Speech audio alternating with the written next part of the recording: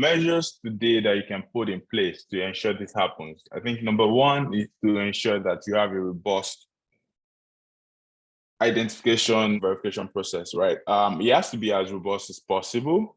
And this is you saying, hey, multi-factor authentication, address verification, secure code verification, whatever, just different other forms of verification to ensure that your system is robust enough to do identification verification from a merchant perspective. Today, because a lot of organizations want to make the entry very seamless for customers, we've seen situations where onboarding process is as good as, not too tedious. I mean, we're not saying it should be tedious, but most importantly, verification is being overlooked, it's not fully captured. So what then happens is it gives room for people to come in, especially with agency banking, which is why it has also suffered a lot, right?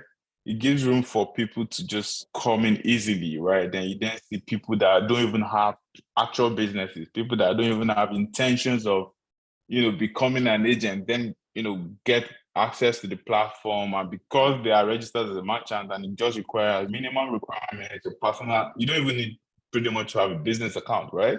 Yes. So easily, Oluwatobi Madariola, for example, that doesn't have intentions of becoming an agent can pretty much then go there and say, hey, I want to be registered. As far as I have X, I'm registered and I'm good to go. Right. So we need to do a second layer verification on top of that, just to be sure that, hey, this kind of merchants we're bringing in are great. The other thing also is real-time transaction monitoring.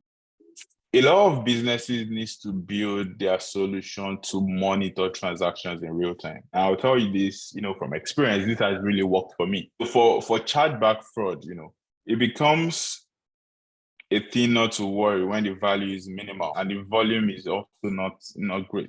So someone comes to your system, does a chargeback fraud of 5,000 naira, if the person does it, say 10 times, it might really not be a problem because the bank would most likely, inform you if there's a need for a recall, right? That becomes easy because the number is just small, right? It then becomes a problem when the number is high. So imagine some guy coming to your system and raising a chargeback of up to about, or a dispute of up to about 100 or 500, right? Within a day, within 2 days, then it becomes a problem because you need to respond to all the 500 transactions within a very short period of time. 24 hours. Industry has said, all of these things should be resolved within 24 hours. Yes. So that becomes a problem. So if you don't have a transaction monitoring tool in place, what then happens real time, right? What then happens is you can't quickly decide on a pattern, because what this will do for you, it will help you analyze transaction patterns. It will help you analyze customers' behavior. It will also give you, you can actually even put like a point-based for your customers, right? Based on activities, right? Yeah.